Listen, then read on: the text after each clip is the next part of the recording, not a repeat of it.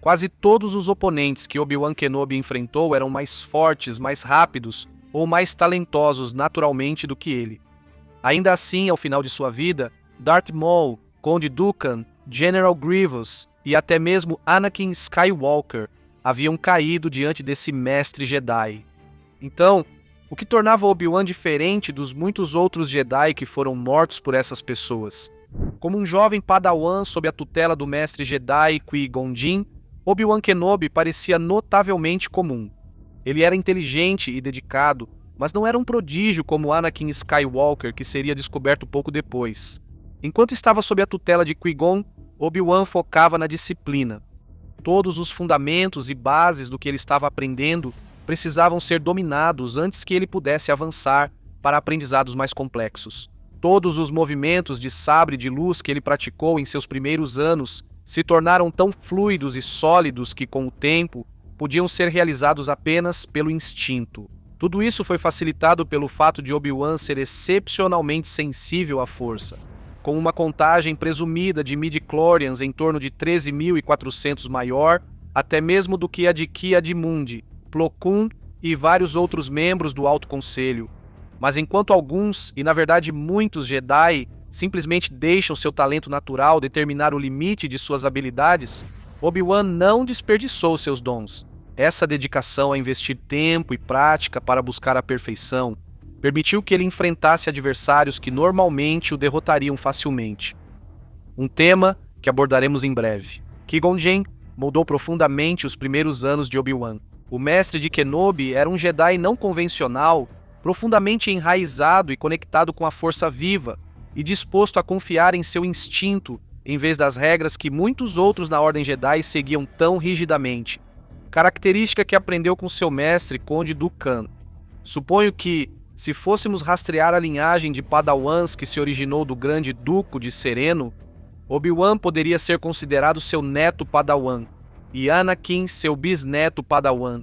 Era irônico que Obi-Wan tenha iniciado sua jornada sendo o completo oposto de seu mestre.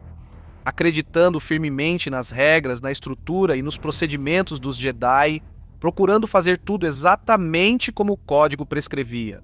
Mas com o tempo, Obi-Wan e seu mestre passaram a se tornar bastante parecidos. Como seu mestre, Obi-Wan primeiro se especializou na quarta forma de combate com sabre de luz, chamada Ataru. Ataru é um estilo agressivo e é baseado em atletismo e velocidade, oferecendo uma ofensiva avassaladora. Seus praticantes atacavam constantemente de ângulos imprevisíveis e combinavam saltos, golpes giratórios e um ímpeto incessante para dominar seus oponentes antes que eles pudessem reagir. Mas havia uma fraqueza oculta nessa forma. Ataru exigia uma resistência física enorme e um gasto de energia tremendo.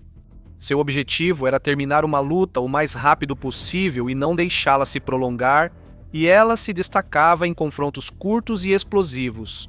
No entanto, tornava-se cada vez mais difícil de sustentar durante batalhas prolongadas. Foi nessa fraqueza que a vida de Obi-Wan mudou para sempre. Quando Darth Maul separou o Padawan de seu mestre em Naboo, Qui-Gon foi forçado a um duelo prolongado. No início, o Jedi envelhecido igualava os golpes do Sith, mas aos poucos, seu ataque enfraqueceu. Tudo que Qui-Gon fazia consumia energia, e Maul contava com isso. Mesmo em seu duelo contra Qui-Gon em Tatooine, Maul podia sentir a energia do Jedi se esgotando rapidamente. Só que agora não havia para onde Qui-Gon fugir. Eventualmente, sua resistência falhou por apenas um instante, mas isso foi o suficiente para Maul. O Sith cravou seu sabre de luz no torso do mestre Jedi na frente de Obi-Wan, que ficou parado, impotente, assistindo. Naquele momento, Kenobi abandonou toda a contenção e foi movido pela dor e pela fúria, dominando Maul com um ataque feroz. Mas, tendo derrotado Qui-Gon, Maul conhecia o padrão de ataques de Kenobi e, mesmo tendo apenas metade de um sabre de luz, desarmou o Padawan Jedi e quase o fez cair em um poço do reator. Ali, Obi-Wan parecia quase derrotado. Ele estava sem arma e sem mestre para resgatá-lo, mas quando olhou para o corpo de Qui-Gon deitado no chão, lembrou-se que o sabre de luz de seu mestre estava ao lado dele. Maul estava distraído, pensando em armaduras à prova de sabre de luz. Enquanto isso, Obi-Wan lançou-se do poço do reator por cima de Maul e agarrou o sabre de luz de seu mestre no ar.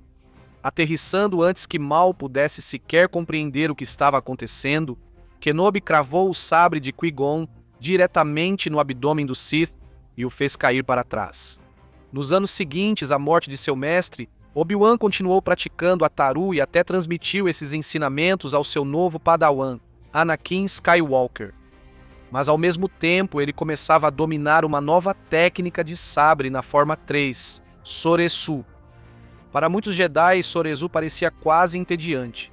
Não tinha nenhuma das acrobacias deslumbrantes da forma 4. Faltava o poder bruto da forma 5. Faltava a precisão elegante da forma 2. Na verdade, Soresu era uma forma puramente baseada na defesa e na conservação da energia de quem a utilizava. O completo e total oposto de Ataru. Soresu foi desenvolvida em torno dos erros que um oponente acabaria cometendo em uma luta prolongada. Se o oponente não acertar um golpe decisivo, acabará vacilando. Obi-Wan aprendeu a redirecionar a força do atacante e a conservar cada gota de energia, enquanto forçava seu oponente a se esgotar. Mas ele ainda não era um mestre nisso. A primeira batalha de Geonosis foi o teste inicial desse novo Obi-Wan. Ele tinha um aprendiz novo, ansioso e pronto para lutar, e tinham acabado de seguir Conde Dooku até seu esconderijo. Anakin abraçou a natureza agressiva do Ataru, mas a mente firme de Dooku forçou Anakin a recuar sem pensar duas vezes, usando um ataque repentino de raios da força. Obi-Wan ficou sozinho contra o auge da esgrima e um Sith cujas habilidades beiravam a perfeição. Apesar de tudo que Obi-Wan havia feito para praticar para um momento como esse, o duelo durou pouco mais de 30 segundos antes que Obi-Wan caísse derrotado. Mas Kenobi pôde praticar suas habilidades nos anos seguintes, quando finalmente chegou a época das Guerras Clônicas, que se provaram o cadinho que forjou Obi-Wan em um guerreiro lendário. Ano após ano, campanha após campanha, ele enfrentou quase todos os guerreiros mortais que a galáxia podia produzir, incluindo nomes como General Grievous, Asajj Ventress e Savage Opress. Enfrentou várias vezes Dooku, e em cada uma delas conseguiu se manter firme contra o Lord Sith. Poxa, ele até teve algumas revanches contra um Darth Maul revigorado e venceu quase todas as vezes.